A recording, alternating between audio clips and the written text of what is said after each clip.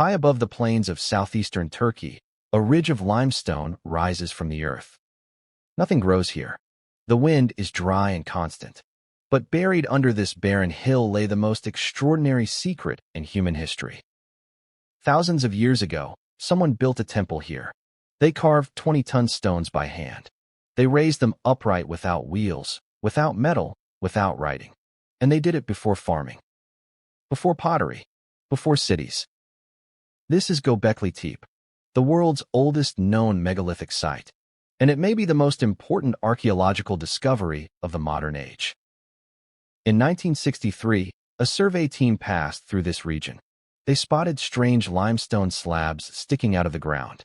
They assumed these were medieval gravestones. They moved on. The site was forgotten for 30 years.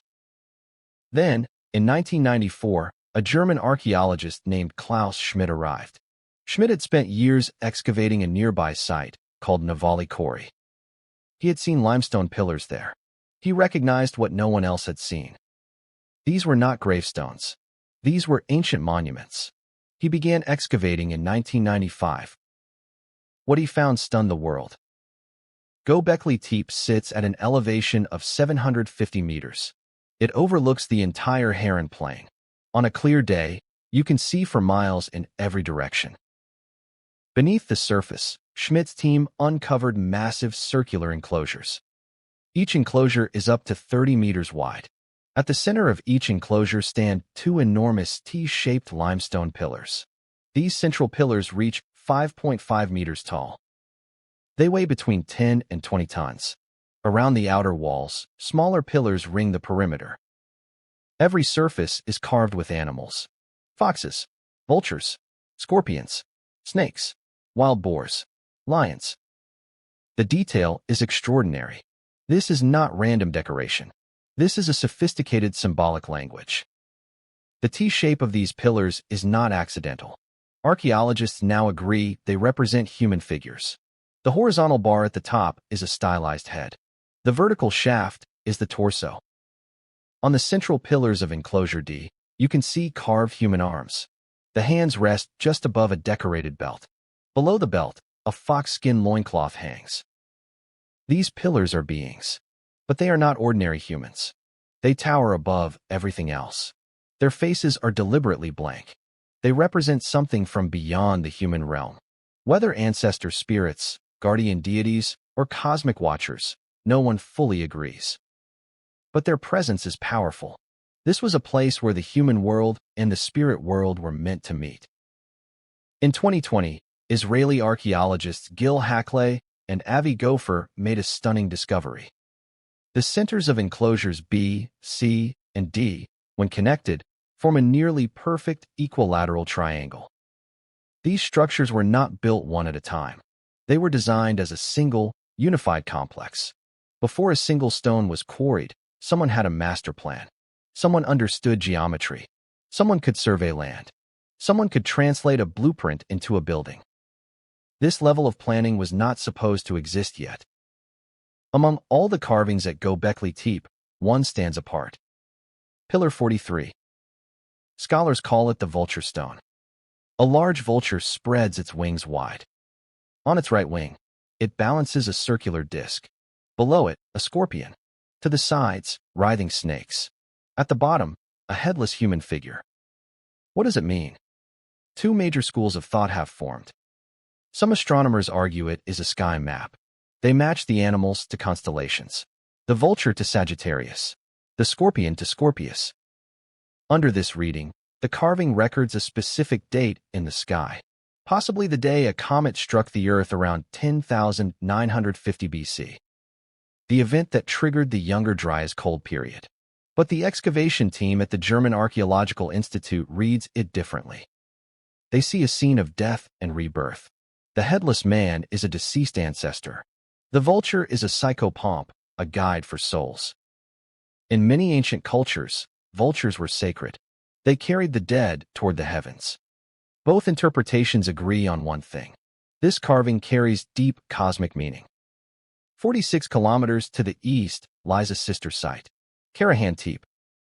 It may actually be older than Gobekli Tepe.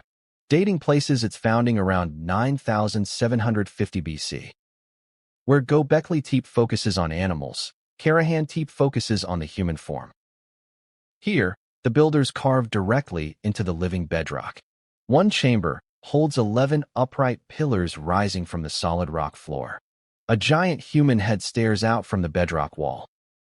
And in October 2025, excavators unearthed something that changed everything. A T-shaped pillar with a carved human face. Realistic. Individual. A nose. A brow. A jawline.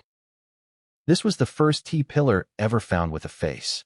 For thousands of years, these pillars had been faceless. Then someone, at the very end of this site's use, gave them a human face. That moment means something. For years, scholars assumed nomadic hunter-gatherers built Gobekli Tepe as a temporary pilgrimage site. They came, they built, they left. But new evidence has overturned that model. Excavations have uncovered domestic buildings with hearths and storage areas. More than 10,000 grinding stones have been found.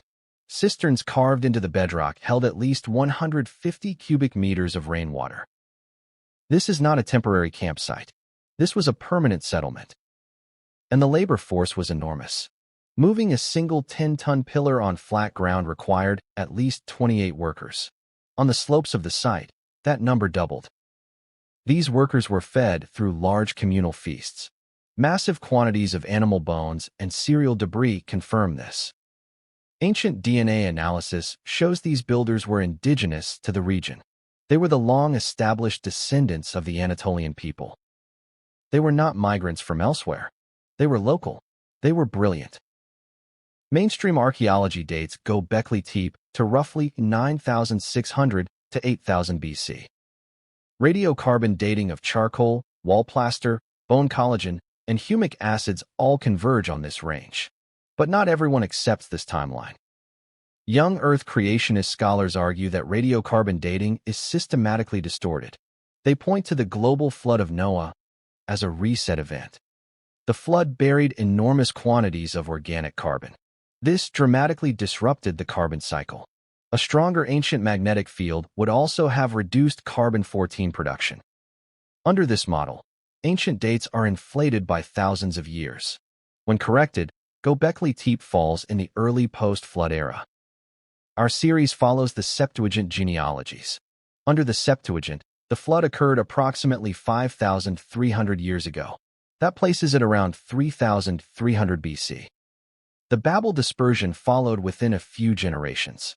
Under this framework, Gobekli Tepe falls in the early post-Babel era, around 2,500 BC.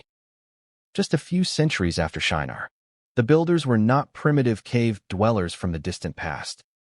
They were Noah's grandchildren, building with knowledge carried through the flood. Now we come to the most fascinating question of all. Is Gobekli Tepe connected to the Tower of Babel? Three serious proposals exist.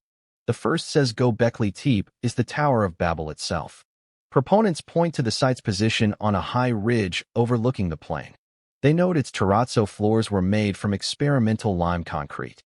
This mirrors the biblical description of people using brick instead of stone. And they note its deliberate abandonment, buried under thousands of tons of rubble. The second hypothesis says Gobekli Tepe was a pre-Babel gathering place. Before language was confused, humanity gathered here on this ridge. They resisted God's command to scatter. They built monuments to unite themselves. When judgment came, the project ended. The third hypothesis says Gobekli Tepe was a post-Babel regional settlement. After the dispersion from Shinar, one group of families settled the upper Euphrates Valley. They carried their advanced knowledge with them. Knowledge of geometry, knowledge of astronomy, knowledge of stone. They built Gobekli Tepe as their first great achievement in a new land. This third view is favored by answers in Genesis and Creation Ministries International.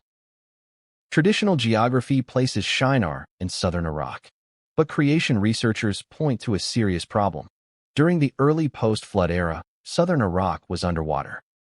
The Persian Gulf extended much further north. The southern plains were flooded marshlands. No city could have been built there so soon after the flood. Under the northern Shinar hypothesis, Shinar means the land between the two rivers. It refers to the entire watershed of the Tigris and Euphrates. The plain of Shinar is the Haran Plain, and Gobekli Tepe sits directly above it. Just 10 miles from ancient Urfa, which some scholars identify as the biblical Ur of the Chaldees.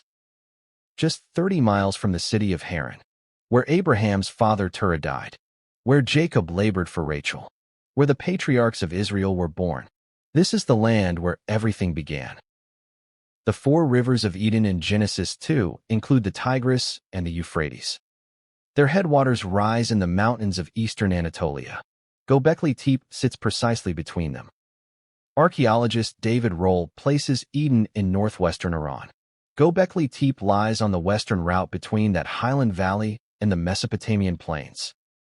It sits as a gateway between Eden's mountains and the world below. Whether or not this is the exact location of Eden, the geography of Genesis converges here. Genesis 2, Genesis 10, Genesis 11. All point to one region. Southeastern Turkey and northern Mesopotamia, the very ground beneath Gobekli Tepe. After the flood, Noah's Ark rested on the mountains of Ararat. 2 mountains compete for that title. Classical Mount Ararat, the great volcanic cone, rises to 5,137 meters. A descent from its icy summit with livestock is nearly impossible. The alternative is Mount Cudi, 200 miles south of Ararat. It rises only 2,100 meters. Josephus, the ancient Jewish historian, identifies this southern peak. The Quran does as well. The Epic of Gilgamesh calls it Mount Nazir. At the base of Mount Cudi, the Tigris River flows south and west. The journey from Mount Cudi to the Haran Plain is 130 to 150 miles, a manageable journey for a family beginning again. Here is the deepest truth that Gobekli Tepe reveals. These were not primitive people. They were brilliant. They were organized. They could carry mathematics in their heads and carve it into stone. Genesis 4 records that within just a few generations of creation, humans were farming, building cities, making music, and working with metal. The flood wiped out that civilization, but Noah's family carried the knowledge. After the flood, after Babel, after the scattering, they rebuilt with stunning speed. Advanced architecture appearing in Egypt, Sumer, and Anatolia almost simultaneously fits perfectly with a post-Babel dispersal. Not primitive evolution, rapid rebuilding. There is one more theological thread to pull. At Gobekli Tepe, the earliest pillars are faceless, abstract, towering. They point toward the transcendent. Something vast, unknown, beyond human form. But over time, the carvings shifted. The pillar at Karahan Tepe now has a face. Human, individual, physical. And in the later pottery Neolithic, the shift is complete. Hundreds of standardized clay figurines, mother goddesses, fertility idols, manageable, material, portable. The Apostle Paul describes this exact trajectory in Romans 1. Humanity knew God. They saw his power in creation, but they exchanged the invisible glory of the Creator for images of corruptible man, and birds, and 4-footed animals, and creeping things. Look at the animals carved on those pillars. Foxes, vultures, snakes, scorpions. Paul wrote those words 2,000 years ago, but the stones of Gobekli Tepe confirm them even thousands of years earlier. Gobekli Tepe does not threaten the Bible. It illuminates it. It confirms that early humanity was brilliant. It places the beginning of civilization exactly where Genesis says it should be. In the highlands of Ararat and the plains above the Tigris and Euphrates, it shows us the first generation after the flood, building monuments to the heavens. And it shows us what happened next. The slow, human drift from the transcendent to the physical. From the faceless God to the familiar idol. The Bible called it centuries before archaeology confirmed it. These stones have been waiting in the dark for thousands of years. They are ready to speak. Are you ready to listen?